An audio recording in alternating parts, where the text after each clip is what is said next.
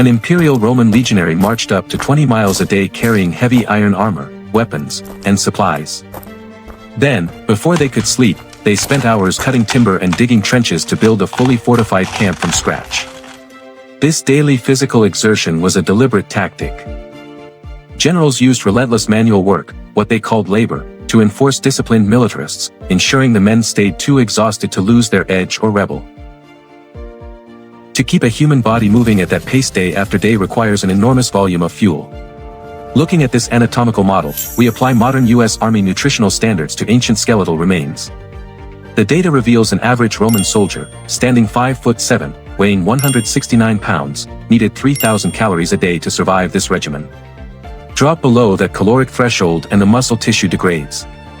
Roman military writers knew this well, noting starvation routinely wiped out more armies than enemy swords. Maintaining this 3,000 calorie baseline was the central logistical problem of the Roman military, requiring a system that functioned across thousands of miles of varied terrain. Wheat served as the foundational fuel for this military expansion. The Roman state issued every single legionary a daily ration of 830 to 850 grams of raw whole grain wheat. The army did not operate massive mess halls or distribute baked loaves. Instead, the men of each 8-man tent group, known as a contubernium, carried portable stone mills and ground the raw grain by hand every single day. They boiled this flour into a thick porridge called pulse or baked it into panis militaris, a dense military bread. This chart breaks down their daily energy intake.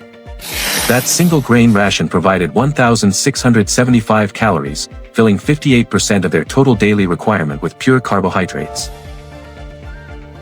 This infusion of slow-burning carbohydrates powered the endless cycle of marching and construction that defined the legion's movement. Archaeological data has effectively debunked the myth that the Roman army was a vegetarian force.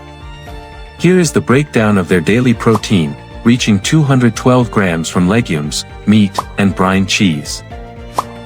They heavily favored pork over beef. Smoked bacon resisted rotting, and packed significantly more fat and calories per pound than cattle.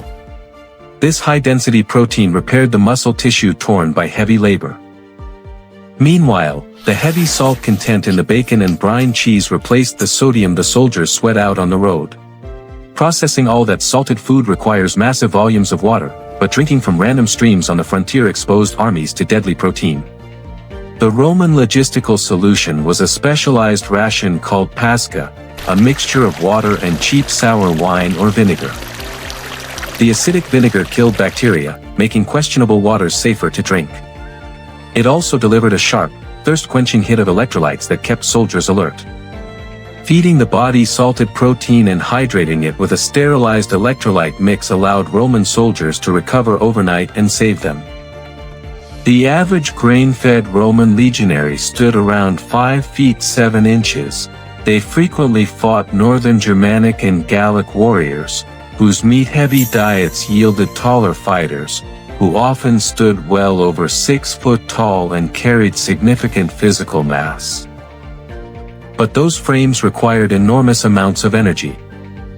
The tribes lacked the organized agricultural base to continuously feed large calorie-hungry armies during prolonged offensives.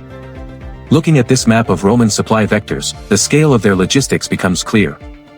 In a single treaty, Rome could orchestrate the movement of 27,000 tons of grain across the sea, enough to feed 40,000 men for months. When winter hit or campaigns dragged on, the food supplies of opposing forces ran dry. The Roman supply lines, however, kept their smaller soldiers perfectly fueled. Rome replaced the physical volatility of tribal warfare with a predictable system of nutrition. By delivering 3,000 calories to every man on the frontier, they could simply outlabor any opponent who relied on local foraging to survive.